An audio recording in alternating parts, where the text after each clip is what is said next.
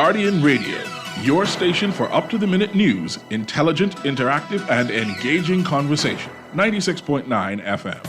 The views and opinions of the hosts and guests are their own and do not necessarily reflect the position of the management and staff of Guardian Network. Long time, girl, you know I want you be mine. And now you're here, right over there. Got me standing in place of speechless. Girl, you know I love you long time. Girl, you know I want you be mine. And now you're here, right over there. Got me standing in place of speechless. Round and round we go, like the merry-go-round we met. Now ice big old man with a big old blind. And girl, you all up in it. What I telling you now is what I telling you then. You gon' be my lady, you gon' have my baby. And now we here, my cards up on the table. Are you willing to hear? Good morning this morning and welcome back to Guardian Radio 96.9 FM. Your station for fresh news, smart talk, all day. It's Monday the 1st of July 2024 and you are on the clock with Erin, Greene. And the countdown to independence is upon us. We're almost there. It's the 1st of July. So we're going to try and keep it light over the next few days. But at the very least, we're going to filter our conversations with Bahamian music and Bahamian artists. That's Long Time by Avi and Judah the Lion. Girl, you know, I love you long time. It's Independence time. We've got lots to talk about today. Hurricane Beryl is marching across the lower Caribbean. Eastern Roadworks. Prince Charles ruptured infrastructure, water and sewerage. Police search for driver of vehicle that struck officer. Health officials record uptick in COVID-19 flu-like illnesses. Western Air suspends flights to New Bight. Courts must be safe, urges Bahamas Bar. When we go into today's Guardian, we have a story here. Vehicular manslaughter sentence reduced on appeal. Arrest warrant issued for Albany executive's son in indecent assault case. And over to the Tribune. We need answers on missing Taylor. There's lots to talk about in the news this morning. But if it's July 1st, that means we are officially 1 month away from the Hannah Hasty Tynes family reunion taking place from the 1st to the 5th of August over the Emancipation holiday weekend. All my HHT family members, you still have time. We can't turn no Hannah Hasty or Tynes away. What if I carry the Hannah last name, but I'm not sure how I am related to the other Hannahs? You got to come. Yeah. This is for you.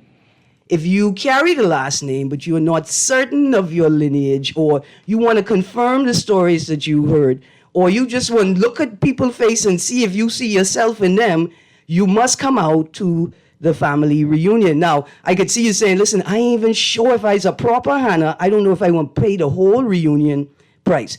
You don't have to purchase a package for the entire reunion. You could purchase tickets for 1 or 2 or 3 of the events. So for people who are uncertain of the lineage, I say, look, you got to come to the meet and greet on the Thursday. Is that a separate event? That's a separate event. Break it down for me one time. So meet and greet Thursday night. That's first night of the reunion. We're all coming together at a family residence. We're gonna have. It's like a mix and mingle. We have a couple of games. So I could pay for that separately, you said? Yeah, you can pay for that separately. And I can be honest with you. If you show up with your money, if you show up with your cash in hand, we can take it and let you in. Let you in. Yeah. Okay. Then the breakfast meeting is on the Saturday morning, right? I think that's also an important meeting for family members. If you say, I'm not sure I could make everything, the breakfast meeting is where we're going to decide the future plans for the association and the family, who is going to, which family group, of like New Providence, Grand Bahama, we got family in Florida, we got family in New York, right? Across the U.S., we got family. I mean, even the Andres Hannas may want to pick up the mantle and say, look, we're going to organize the next family reunion. We got Bimini Hannas, Grand Bahama Hannas, Andres Hannas, Ackland's Hannas, and then we sort of call all the Michael Hannas, right? All the people from South as one. But the breakfast meeting is also a wonderful opportunity to reconnect, ensure that all your family information is documented and recorded in the family tree, in the family directory. So I could pay separately for the breakfast meeting? You can pay separately for the breakfast meeting And as well. can I bring like my own family tree and say, hey, this is my line and I know how I fit in? Listen, we asking everybody to bring anything and everything that you have, HHT, to the meeting, because many of us may not have seen it. And those who have been tasked with or have volunteered to hold the history, like our Hannah cousin who wrote a family tree, right? Who produced a family tree, like cousin Iris Tynes. We call her the family historian, right? These people would love to see anything you have. So what would like old pictures? Like, this is my great-grandfather, but I know who they... Look here, bring them. I say bring them in. If you can't laminate them, put them in Ziploc bag and bring them. And then we could, at the very least, we could take pictures of them. So there's a mix and mingle, and then there's the Breakfast meeting on Friday, and then on Friday evening is the family soiree. soiree. What you mean by soiree? Family party. Okay. Soiree is fancy for dining and dancing. Okay, and I can pay for that separately too? You could pay for that separately as well. If you, some people may say, "Listen, I really tried to get off time off work Saturday morning, Friday morning. I couldn't get time off, but I could come to the soiree Friday evening." When soiree could be? Sapadilla. We say thank you to our cousin Sharon and the whole family and the family of businesses, Sapadilla, Frankie Gone Bananas, Bamboo Shack. They've been more than gracious and helpful in terms of providing resources for the reunion. So we say thank you to the whole family. The good HHT family. Yeah, man. So that's what, 3 days? So that's the Thursday to Friday. On the Saturday, we having the beach picnic. You have more stuff? Yeah, man. I could be tired. We can have a beach picnic, HHT games, Hannah's versus Hasty's versus Tynes. Okay. We even have a bouncing castle. That could be one of the games. Okay. Who could stay up the longest? Hannah, Hasty, or Tynes? Will any of the historians be out there to talk? Absolutely. Oh, okay. So it's going to be a full day. We're looking at 11 until. Okay. You know, some people may want to come later in the day when the sun is going down. Some people may want to come at the height of the day, put them children in the sand, let them roll in the ocean, roll out, get tired, run up and down. It's like a all-day event. Yeah, man. We're hoping that people can stick around as the sun goes down. We can have a little fire, take us back to the family island, and maybe roast some corn. And I could pay for that separately too? You could pay for that separately too. Okay. And the prices, price is separate. You know, there's a price difference for little children, like 0 to 5 come for free. 5 to 12 is a price. 13 to like 17 is a price. Okay. But for the dinner, anybody 13 and up is considered an adult.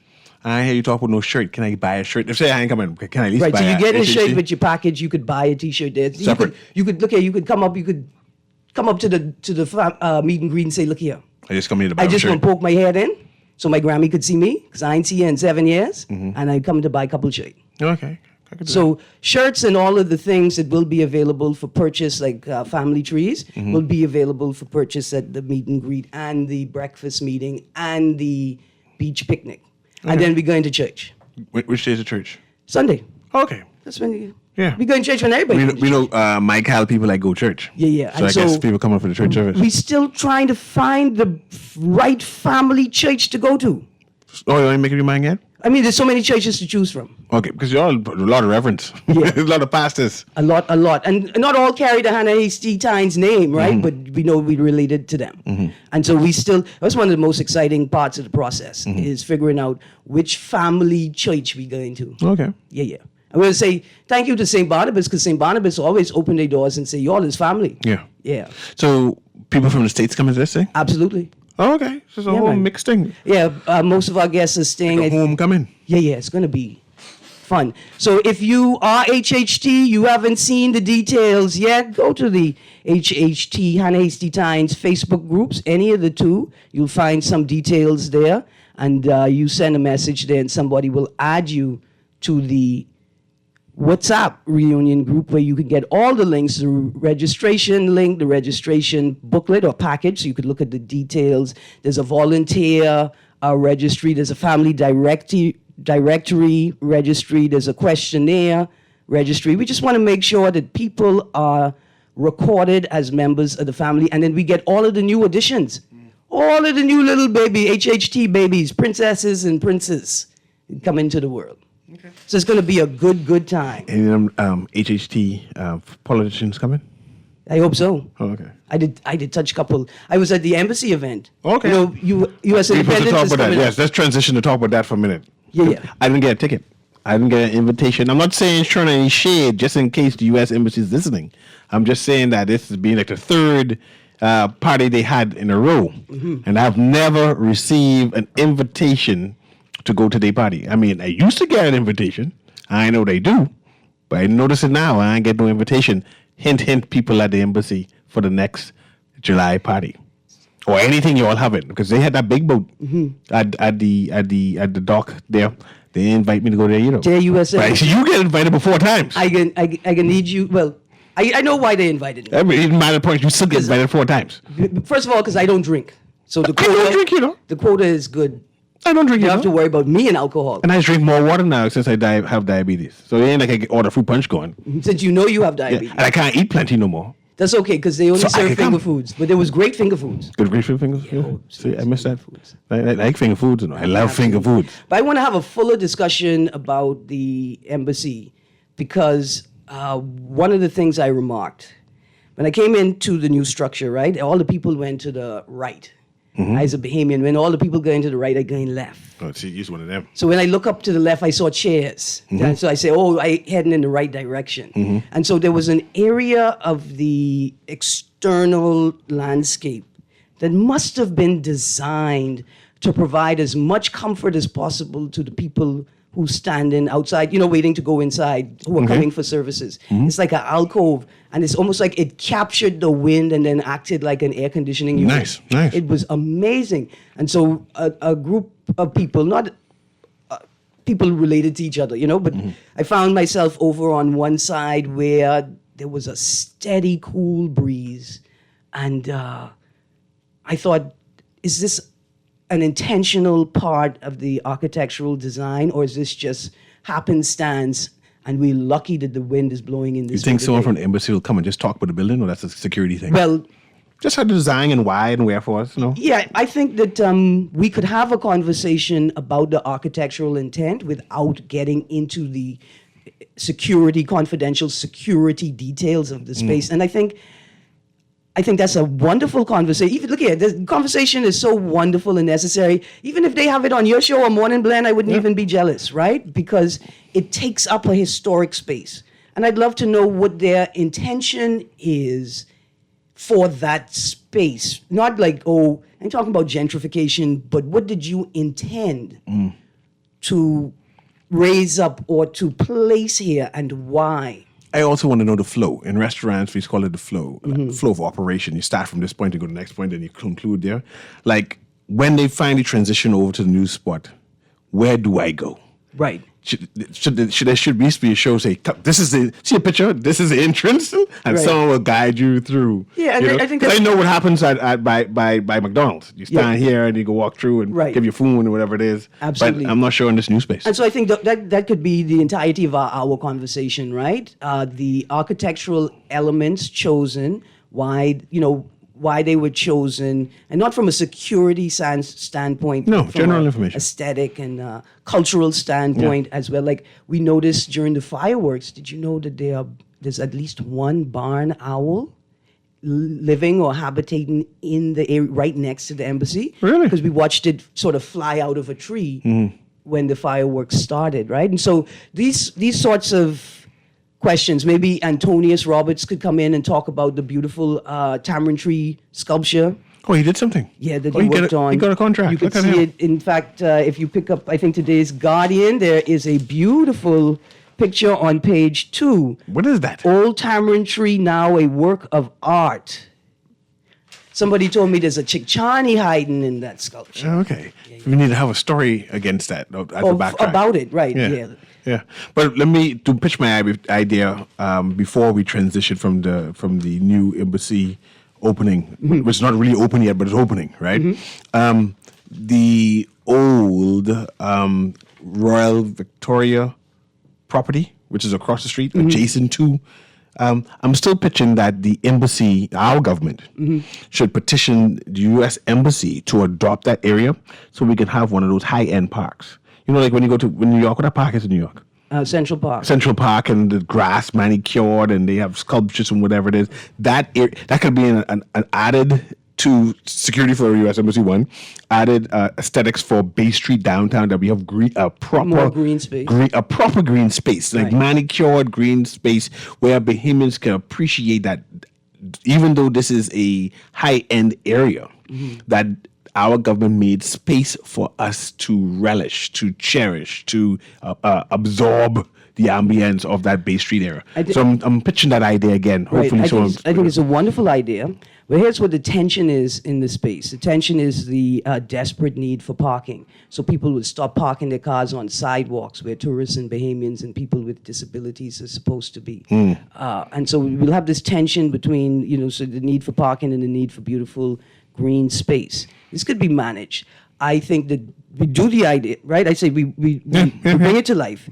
The government now must, with whatever the downtown Nassau partnership, whatever form of local government that we need, but you're not operating properly, to identify parking for Bahamians. See, because for Bahamians to enjoy the spot, they're going to need to be able to park somewhere to get to it. In the future, that could be all walk zone. They need to park someplace else. So the government really then needs to spearhead this conversation with the surrounding constituencies and how they can generate income by providing parking opportunities or car parking services. Bus transfer of some sort. Right, and bus charters, little short charters from the parking to town. That'll provide jobs. Now you could employ the young men in the community to secure these lots, secure these cars, right? They could encourage them to get a public service license so then they could be valet drivers, right? And I'm not saying you need to have a public service license to be a valet driver, but set the trend, create a standard, and say all valet drivers should have a public service license. I like those two discussions. Now, what are we transitioning to now? Okay, so let's start the show by saying good morning and congratulations to Akila Darville. Who's Akila Darville? Akila Darville must be the youngest person to sing with the Royal Bahamas Police Force Band, who performed. She was at Beat the Retreat. Oh, okay, I remember her. So let me tell you the little story. Tell old I ain't here. Yeah, you better come home now. But here's how we came to know her. She performed the Nishi LS song, Loose Me, in school. Yes. And then Nishi LS went to the school to say, I see you. I see you, Mini-Me. I see you carrying on bad, which is fantastic if anybody has seen the Turks and Caicos promo video put out by all the Bahamian artists who went down to Turks and Caicos, right? Nice. And so after Nishi LS went down to see her perform in school, the police were pleased to call Nishi LS and say, Nishi, look here, your girl singing with the Beat the Retreat. And so we say good morning to Akila Darville. Congratulations, Akila Darville. And she did an awesome job. Good. She getting ready. Next up, high school pop band. Yeah, we need a battle of the bands. Yeah. I mean, at least 8 to 10 high schools have a band, pop bands now. And we're supposed to have that already for independence. Yeah. After the last independence, that's supposed to be already on the table. These young people in these pop bands are performing. They could go in the hotel. And perform Bahamian songs. Yeah, they could go in the hotel. Yeah. They could concert at the cruise port, concert at Queen Elizabeth, Fort Charlotte, anywhere. Do you know what, Erin? There's a text. Do you know what I'd like to see, Erin? I'd like to see the task force show up at the U.S. Embassy and ask to see their VAT receipts. And yes, I did notice the smart-looking U.S. Marines with their own guns on the Guardian front page. Is VAT on Visa? I don't know. No.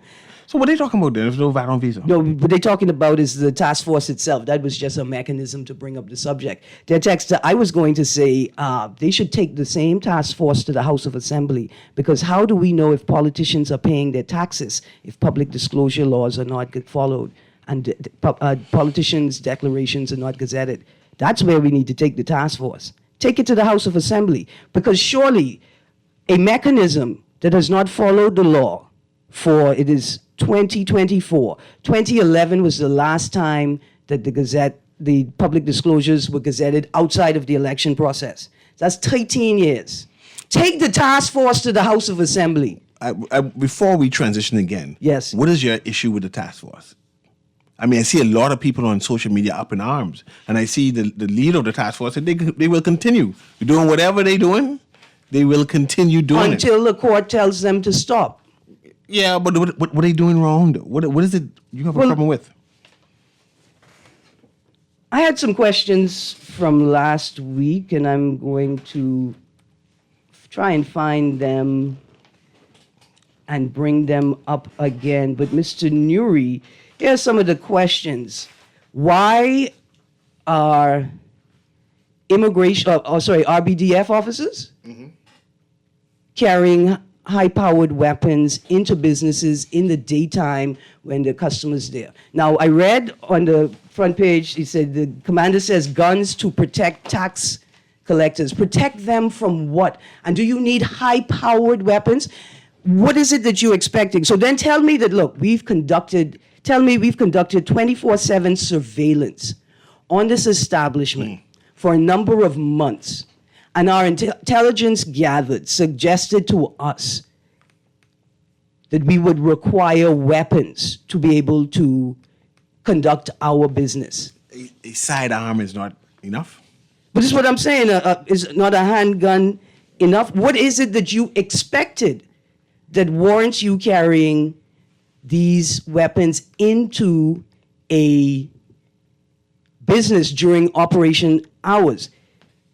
If you have RBDF on the scene, is it an immigration raid? And if it's an immigration raid, why do you have civilian public servants accompanying you when you engage in that activity? Surely surveillance would have determined whether you needed the weapons or not. And if you needed the weapons, surely you don't need to have public civilians on the operation with you.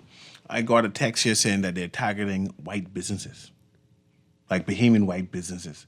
I'm not sure if that's true, but coincidentally, the two operations that had all of the high-powered weapons and that mass of people were white businesses.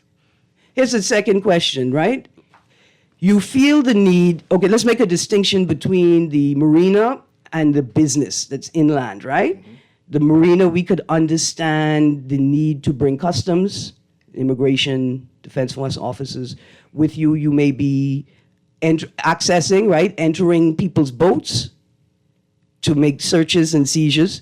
We can understand that, but why not have two separate operations? Don't you have members of your uniformed task force that can conduct the same operations that the civilian public servants can conduct? But what concerns me even more is the idea that, like the headline says, the task force is unmoved. Unmoved by what? By public sentiment? Fine. By public complaint. Unmoved. They don't care. So you got to interpret what unmoved means, or who is it targeted towards. What was the complaint? What is your concern? So, I mean, I'm concerned at what appears to be the approach to the matter. Task force unmoved. Like you say, by what? Is it public sentiment? We don't expect you to just change what you're doing because the public has raised the issue. We expect a proper process to take place, right? Where those who are responsible review the concerns of the public and determine whether policy can or should be shifted. See, once the policy is shifted, then you have to do what you are also instructed to do. And so I don't understand the context. Of course, there are no quotations, right? It's just a headline. We cannot attribute these words to the Commodore or the commander himself. Let's go to the phone line quickly. Good morning, caller. Good morning, Erin. Good morning, CA. Hope you're doing well. Yes, sir. You know, Erin, my question is, has this maritime, whatever this thing, Maritime Revenue Enhancement Task Force. now, have they been statutorily empowered to do this? Well, listen, let me read from this article quickly. Government launches voluntary tax compliance initiative. This is from the 4th of June, 2024. The Ministry of Finance yesterday launched a week-long exercise to assist companies in becoming voluntarily compliant with the taxes and fees owed to various government agencies. Stick a pin. I had a flashback just now to when Hubert Minnis, in his capacity as the competent authority, that's the word? It's not ultimate authority, it's competent authority, right? When he encouraged employers to urge their employees to take the vaccine. Let me read that again. The Ministry of Finance launched a week-long exercise to assist companies in becoming voluntarily compliant with the taxes and fees owed to various government agencies. So I guess if you didn't take part in that week-long exercise, or if you didn't prove to their satisfaction that you were compliant after that week-long exercise, then the guns come out to assist you in becoming voluntarily compliant? Yeah, but as far as I know, only the courts are responsible for enforcing the law of the Bahamas. If these individuals have broken any type of or have any infractions, it's up for them to be arrested and taken to the courts, and the courts will decide whatever penalty that will be allocated to them. Well, listen, I haven't gotten... Isn't that how... Well, this is how we expect it to work. That's why I question why customs or immigration, right? See, customs and immigration officers have a different set of powers. Right. I mean, if you are in breach or whatever it is, you still have to be charged with some infraction, right? And So- whatever penalty. And this guy is saying that money, actual cash, is being taken from these individuals. Well, listen, let's go into the article, sir. Let me take a moment to read from the article. I'd like to say, okay, thank you very much, Colin. There's about 100 places that the task force visited in a number of days, right? But only 2 people complained. So the rest of the Bahamas clearly... No. No? I'm not even going to let you go there. If it's 100 and only 2 complain, that means 98 businesses see what they're doing. It's okay. That's your... You don't do percentage? No, pause. I just wondered why you think you could just say that like that. I just saying. I mean, that's one presumption. The other presumption could be that those other businesses were concerned about what they perceive as strong-handed action and figured it don't make sense to complain. And then people will say, Erin, your presumption may be equally as reckless as Nuri's presumption. Let's read the article and see why they armed. The Royal Bahamas Defense Force commander who heads the tax collection task force that has been making the rounds at businesses with armed law enforcement officers. Is that to say that's military then? So they have the military... Anyway, let's go. Sorry. I just heard commander and Royal that has Bahamas. been making the rounds at businesses with armed law enforcement officers to demand compliance with the law yesterday defended its work, informing that multiple infractions have been found and millions of dollars have been collected. That doesn't work. That's not an explanation. I just want to say I can stick the pin there. I'm going to continue reading, but that's not an explanation. I still hearing For military. why? I still hearing military. Because the ends don't justify the means. Can the military police citizens though? Commander Bertram Boleg spoke with the Nassau Guardian after he was contacted, explaining that armed officers are a part of the task force in a bid to discourage any robberies, given that the task force is collecting government taxes sometimes on the spot and sometimes in cash. Can they collect money though? Cash money? I mean, that's how you collect money? That's scary still. Did they think that the people in the store were going to rob them of the money after they took control of it? Because then you would have the officers stand on guard conducting surveillance and reconnaissance while the civilian public servants are doing the business and possibly collecting taxes. But why are you all coming there to collect taxes? I find it odd. You send them there to collect the taxes with a gun, or are you sending them to look at records to determine how much taxes they owe and what you're going to put on the invoice? They're saying that they came to collect the money. That's what they went there for. Let me read it again. Commander Bertram Boleg spoke with the Nassau Guardian after he was contacted, explaining that armed officers are a part of the task force in a bid to discourage any robberies, given that the task force is collecting government taxes, sometimes on the spot and sometimes in cash.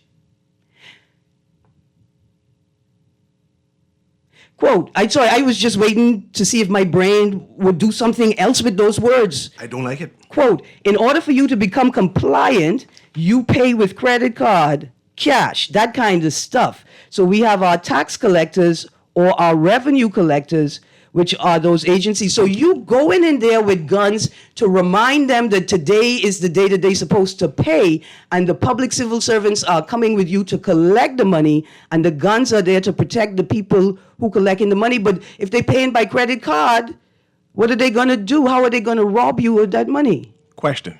What if you come to my business and I don't have the money? What happens then? Because they come there for their money. Do you seize all of the money that is available in the store at the time? Do you close down the whole business at that present time? So you lock up, you close down, you go in with me, you go into jail. Quote, let me read. Caller.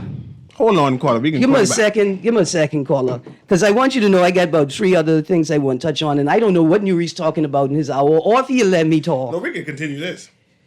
Quote, again, we're reading from the article at the top of The Guardian, Task Force Unmoved. Quote, in order for you to become compliant, you pay with credit card, cash, that kind of stuff. So we have our tax collectors or our revenue collectors, which are those agencies I call that have the ability to collect, but they don't have the ability to protect themselves if someone tries to rob them. So that's why you have the police and defense force, the law enforcement with us, close quotes, said Boleg, who is on secondment to the, I'm going to page 6, I just uneasy with the military, police, and citizens. to the Ministry of Finance. The team includes officials from the Department of Inland Revenue, Immigration and Customs. See, Immigration and Customs have special powers that the police don't have. They don't need to get a warrant the same way the police need to get a warrant if they suspect something happening inside your I still premises. find it odd that you could demand money from people on site. Without a court. Well, how about the court?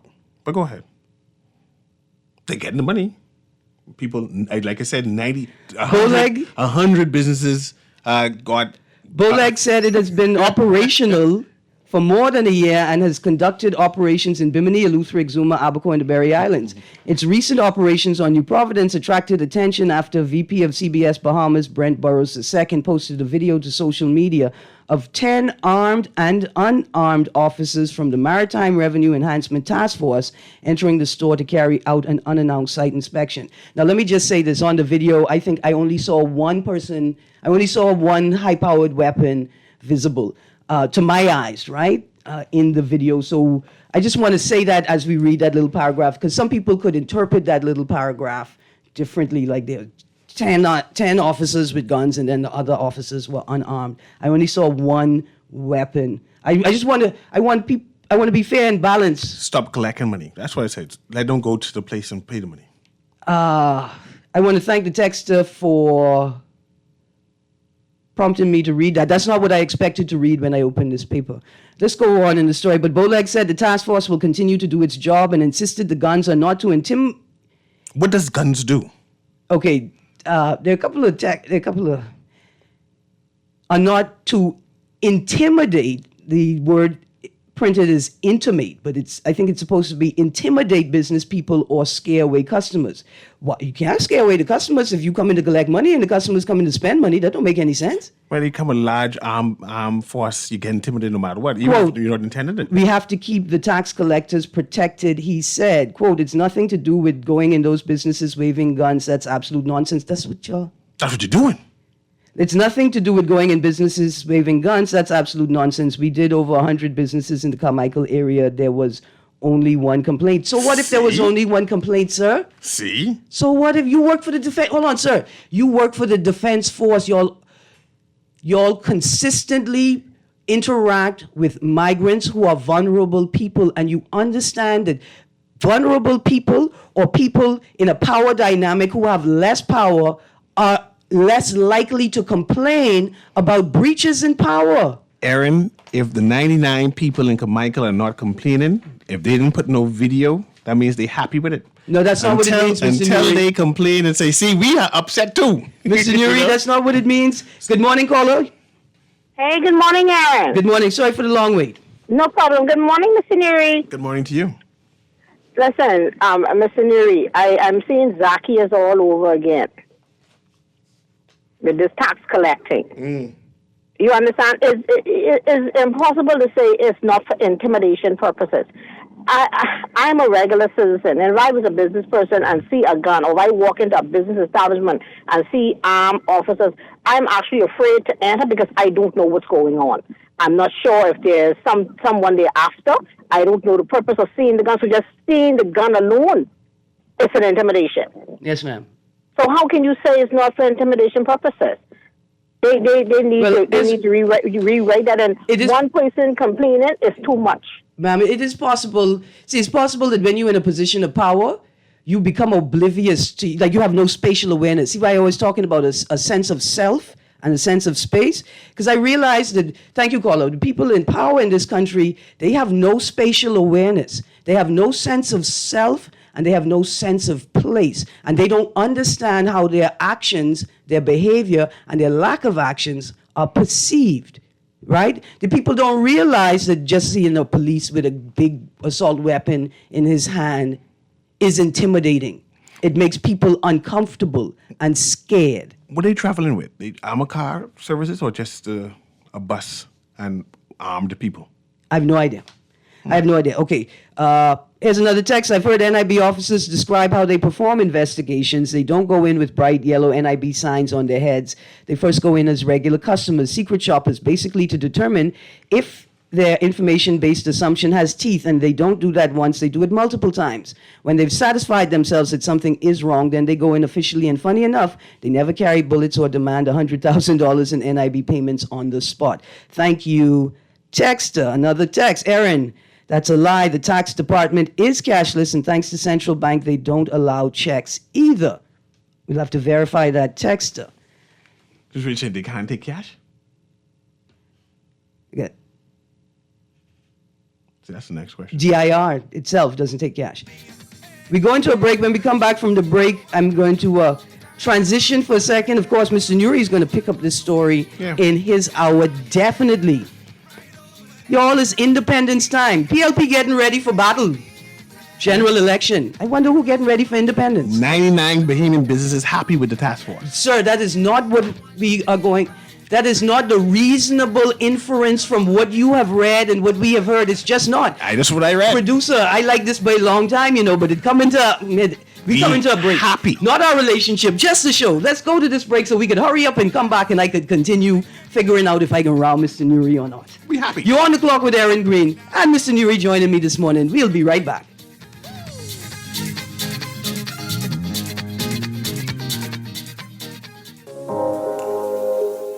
Love the show? Want to give your support? Become a sponsor today. Call 302-2300 for our rates and packages. That's 302-2300. Become a sponsor on Guardian Radio 96.9 FM. Fresh news, smart talk, all day. The Grand Bahama News is available every Tuesday in the Nassau Guardian. You can buy your local paper at Freeport Convenience Stores, Western Bakery, De Gregory's Fine Foods, and Bellevue Gifts. Now is the time to reach your Grand Bahama market with affordable packages, including print and digital. Call GB News sales representative Kavandre at 822-6717 or message him on WhatsApp for ad rates. Classified ads are now available every Tuesday as well. Keep up with everything Grand Bahamian every Tuesday in the Nassau Guardian. This is Guardian Radio 96.9 FM. Fresh news, smart talk, all day. All around here, telling his nice little wife he gotta work late. But he goes to the bar, gets a few in the boys. Laying on me goes, drink liquor and make noise. Now understand, man, you gotta be a king of your house. Good morning and welcome back to On the Clock. That was the one and only Akila Darville. If you're looking for a snapshot of her performance find that on our news. Go right to their website. Aquila, Darville, you're coming. You know what? Priscilla Rollins would be proud. Madame Duvalier, Maureen Duvalier would be proud. Therese Hepburn would be proud. They are proud. We proud of you, Miss Darville. We proud of you, Aquila. Okay, let's get back to the show. I'm going to read these texts, and I'm going to talk to these couple little story. We have a caller. Okay, let's go to the phone line. Good morning, caller. Producer, let's go to the caller. Hey, good morning, caller. You still there? Morning. Morning. How are you? Good, thank you. Okay, very quickly. Yes, sir. I want us to, first Ma'am. of all, respect ourselves. We are all citizens of this country. And the majority of citizens of this country pay their real property tax, and they declare when they come back into the country. The best strategy I would think of today in dealing in this matter, take the task force to the House of Assembly and find out from them why they refuse to comply with the Public Disclosure Act on their personal income. See, before you fool with the people, get your act together. We ain't all dumb. And stop this garbage. Stop insulting the people, and then you wonder why the people ain't putting up no flipping flag, because they have had it. Thank you, ma'am. Thank you very much. Absolutely. Thank you. I want to say, thank you for reiterating my point, but you made it. I didn't make, you made the point, ma'am. Thank you very much. Another text. Morning, I hope they checked those yachts at the western end of the island that come laden with all manner of stuff directly to the back of those homes. What do they pay? Are they thoroughly checking their contents and assessing duty? Here's my thing. Why is it that the government will continually place the burden on the citizen in the absence of government infrastructure and policy and successful enforcement? You have ports. You know you have ports. You know where all the ports are. Why are you not assigning customs officers to all of the ports? Why don't you have a customs and immigration officer at all of the ports? Why don't you have a drone operating over every port to identify when boats come in? And then you use your little communication services to ensure that officers are where they're supposed to be when they're supposed to be there. Why are you placing the burden on us continually? You can't do your job, so you must discriminate against citizens so you could try and make it look good? No, sir. No, sir, and ma'am. Morning, Lady Greene and guest. That little Bahamian singer was awesome. The 242 have excellent talent and showmanship. Congratulations on your success, Aquila Darville, from the mayor of Grand Bahama. Yeah, man, we got to give her praise.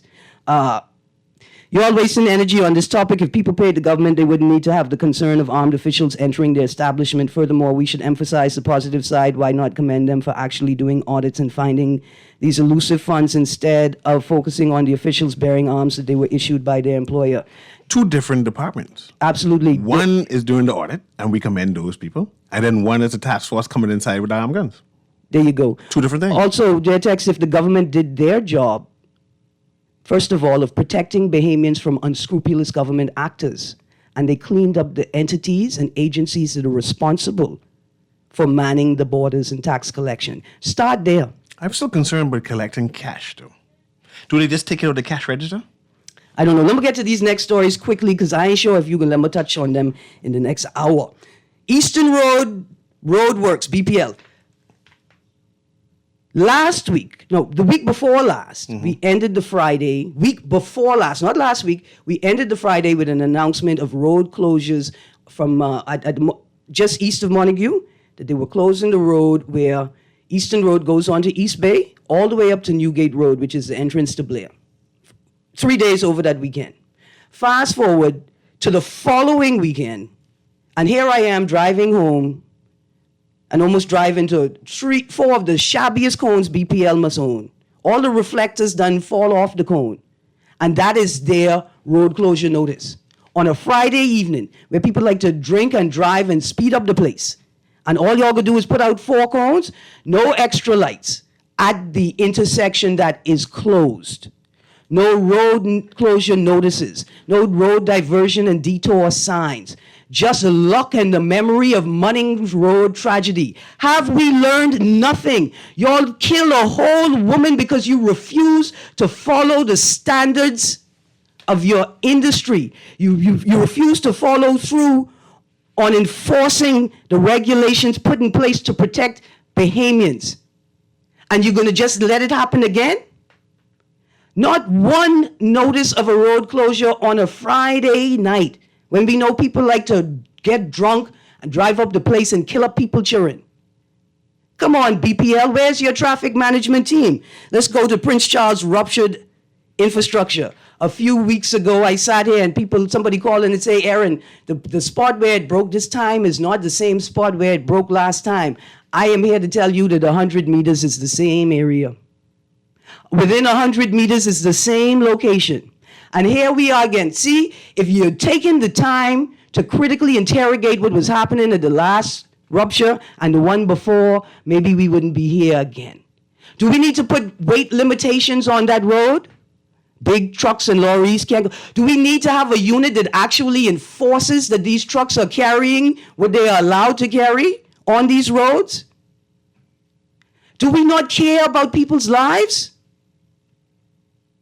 It seems to me that you just haven't reconstructed the road properly to protect the pipes from the weight of the vehicles traveling on the road.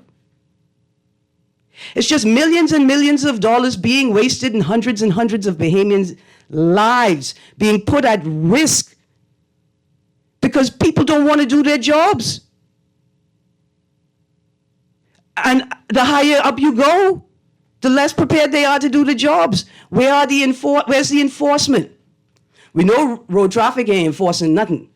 We know Colby Davis, she ain't watching nothing. See, when y'all had the shuffle, I asked the question. People thought I was just being disgusting towards a woman politician. Does she have the capacity to manage the weight, the burden of both of these portfolios, energy and transport? It's the third fault in the immediate area. What are y'all going to do differently? And have we learned nothing from the Munnings Road tragedy? Texas says, amen, lady caller. Tell those MPs disclose, which is mandated by law. Let me tell you something. If y'all don't even let me, I ain't never going to West End. I ain't never going to West End.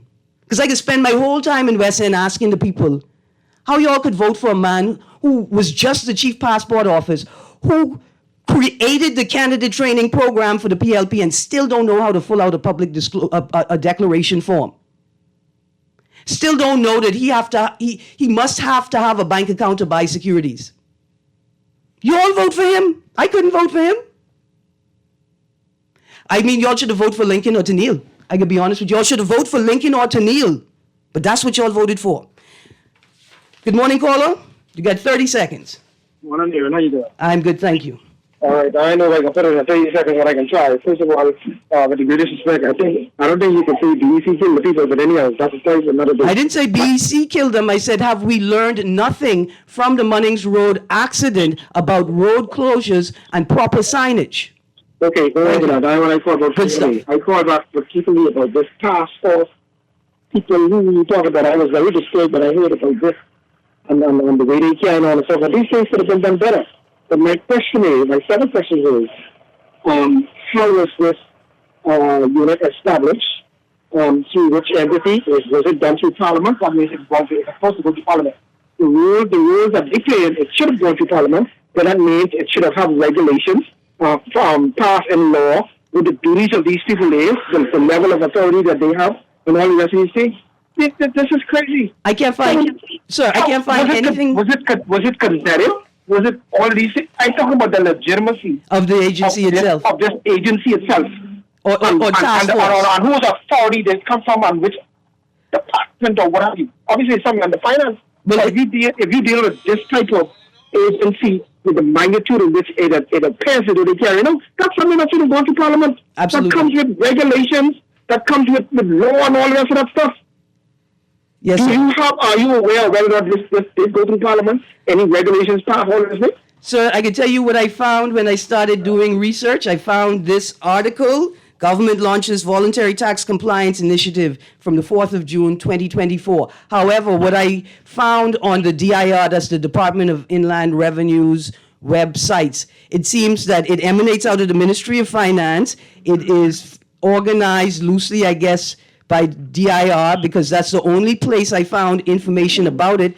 And it seems to have been in existence, not the task force, but the unit, since at least like 2017, maybe 2018, but there's no clear, right, you can't find anything online that clearly places it in a ministry, that describes how it was created, the policies and the legislation that govern it, who you're supposed to go to if you have an issue with it. None of that was available when I did my research last week. It may be available now. Based on all of that, my observation is the same as this is an illegal task force. No, I don't think it's illegal. No, it can't be. They need to take action against them. Okay. Hold on, Paul. I gotta cut you. I gotta cut you right there. I gotta be responsible. I gotta cut you right there. We can't say that it's illegal. Remember, there's this principle in law. If a law is passed, it's deemed to be good law until the law is brought before the courts, before the Constitution, and shown proven to be bad law, right? So we're going to use that sort of principle to apply to this. The task force in and of itself can't be illegal. It may have been improperly composed. That's what I'm concerned about. It may be operating improperly without proper legislation or regulations. I ain't worried about that. I'm talking about the police unit enforcement and this military thing. Yeah, and so we can be very careful. Carl, you got 30 seconds. Erin, CA, good morning. Morning, sir. I just want to say one very quick thing here. Obviously, if we all want to be very realistic in this modern day Bahamas, I would say that most of the systems that appear to have worked properly in this country are no longer working. And why is that? Because organized chaos happens to be the order of the day. You know, the thing is, a lot of the systems that used to make our country run very efficiently, they are no longer in play here. Sadly to say, we're talking about the road conditions and everything as simple as putting down a speed bump and not painting the white triangles on those speed bumps or putting up signage to indicate where the speed bumps are is a travesty to the motoring public, whether you're a pedestrian or a motorist. It is a danger in waiting. Could you imagine hitting a speed bump that you didn't know was there and it's black? Mm-hmm. The whole road is black. You're moving even at the speed limit of 30 miles per hour. You hit that speed bump and you don't know it's there? Yes, it's dangerous. Absolutely. So where are the agencies responsible for painting the white triangles on these speed bumps? And also in closing, putting speed bumps on a major roadway that is an access to all of the other, which is the main artery going into all these areas. Who in the world puts speed bumps down on a major roadway? People who think that it doesn't make any sense. License plates? That's a different conversation for another day. Thanks for taking my call. Absolutely. People who think that sleeping policemen could actually do the job of actual policemen. Because I know some. Oh boy. Anyway, producer, play that music, man. It's time to end the show. We're coming right now. Mr. Nuri, thank you for joining me. I hope you let me join you in your hour. Because I did find one article, Bahamas' first debt for nature swap could be finalized this fall. You better get the nature straight out of one of these politicians' yards, I could be honest with you. We are gone. You've been on the clock, and this is Aquila Darville taking us out with Tell Old Lion, hear me, better come home now. These children looking at me like I is Dama. You all have a great day. Make up your mind if you want me a man old house. The bartender shot across the room. If I know there, and you sexy boy to tell him I ain't there. And she said, This is Guardian Radio 96.9 FM, Nassau, Bahamas.